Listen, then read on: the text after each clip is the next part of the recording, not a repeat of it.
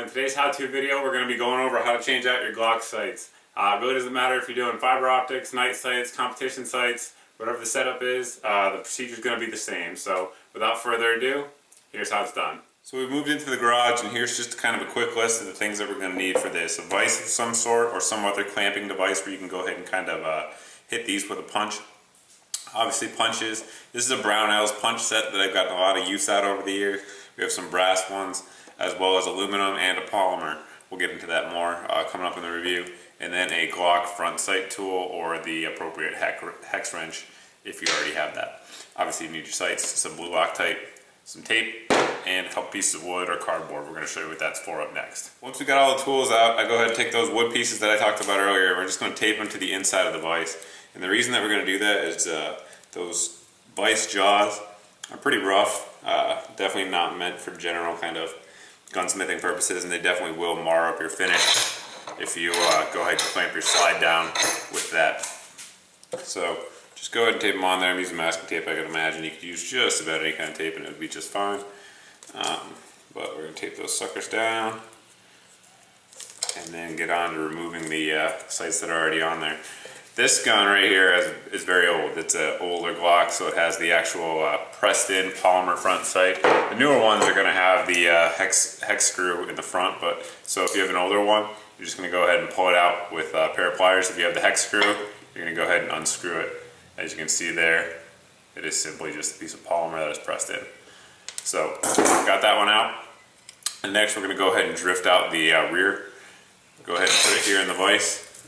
And you kind of want to make sure that you get it relatively flat with the slide, the top of the slide, and the vise there. You want it to be relatively flat. On Glock sights, it really doesn't matter in the dovetail which way you push it. You'll probably hear on the forums that it does, but I'm telling you, I've changed literally hundreds of Glock sights and it doesn't matter. So what we're going to do here is we're going to drift it out. We're going to start out with a polymer. In general, guys, you want to use the least hard punch that you can get away with, just to minimize the risk of marring up the sights we put the replacement ones on, and also the finish should you slip. So we'll start out with the polymer, see if that works. If not, we'll move up to the aluminum, and then if not, the brass.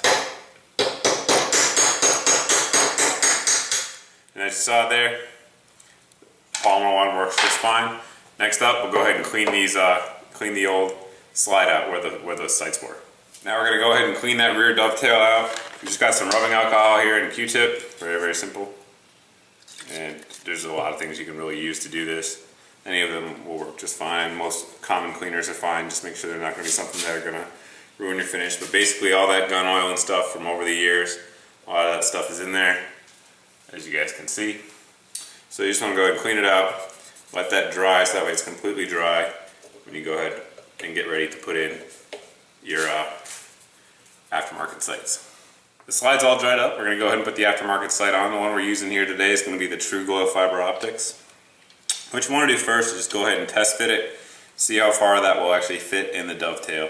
This one here fits about a quarter of the way in, and looks as though it very well may go in the first try. That's not always the case, but we're going to go ahead and give it a try. We're going to go ahead and use the polymer tip that we used before, and go ahead and try to drift that over and see if it'll go on.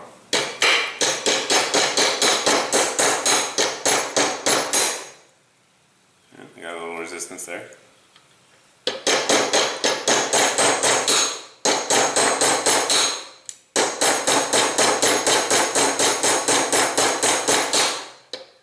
Looks like this sucker's going to go all the way in.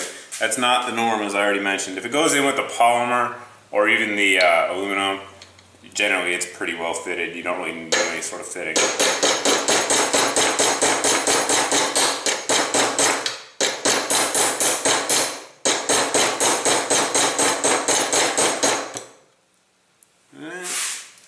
Maybe not. We might run into a little bit of interference. Now all we're going to do is go ahead and back it out and see where the wear marks are on that sight and do some fitting.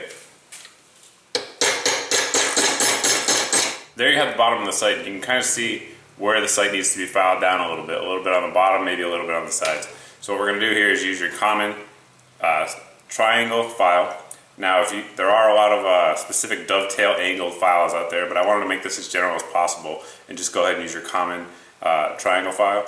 And all you're going to do now is file a little bit of that off, and then we're going to go ahead and test fit it again. So just file the way your file wants to go in the direction it's designed to go.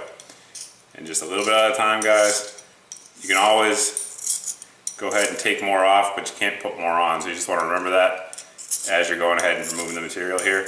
And once we get to the point that you feel comfortable test fitting it again, just do that again. All right, we went ahead and removed the material that we want to. We're going to go ahead and try to test fit that sucker again and see what happens. Now, in all reality, guys, this one was pretty darn close. And I probably could have just went ahead and got the brass or aluminum punch out and made it fit. It would have fit, and we wouldn't have had any issues there. Got a little bit of crud still in there, and you know, nobody would have been any wiser. But just wanted to show you how to do it if you do run into problems. Yeah, it's not going on there. All right, there we go. Now we got it in place.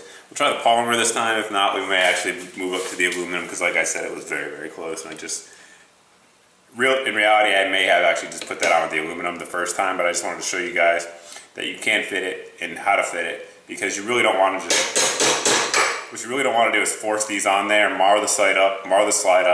It'll just look ugly, and it's just not necessary. 5-10 minutes of work to get it fitted properly is worth it in my opinion. So.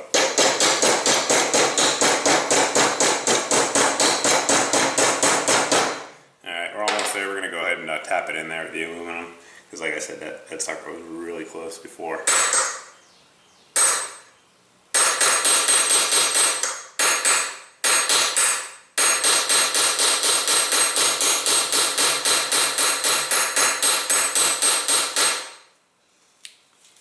There you go, and when you first do it, you just want to go ahead and eyeball the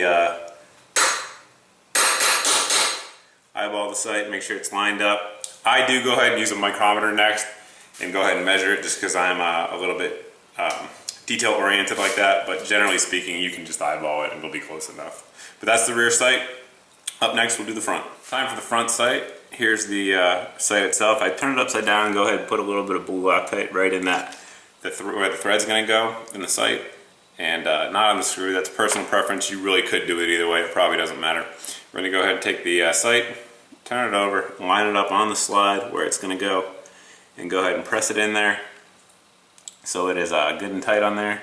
This sucker doesn't quite want to fit in there, but that's fine. Just tap it a little bit, get it down in there, just enough to make sure those threads are going to grab, and that's where we're at. And next up, we'll grab the screw and put it in there. So once you got the screw in there, as you see, it's kind of a tough little guy to get in there. That's why I did it off camera. We're going to go ahead and just flip the front sight over and go up from underneath. Obviously, if you're not on camera, it's a little bit easier than what we're doing here. We're going to try to tilt it here, but you want to just go up, let gravity be your friend, and then once you feel that thread going in, you're just going to go ahead and hand tighten I should say.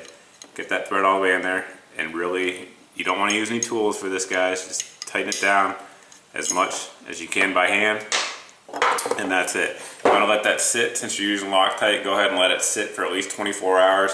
Let that Loctite do its job, and that's pretty much it. I hope that helped some of you guys out, but if I left anything out or if you have any questions, feel free to post in the comments section below. You can also post over at my Facebook page. As always, guys, thanks for watching, thanks for subscribing, I appreciate it, and hope to see you guys in the next video.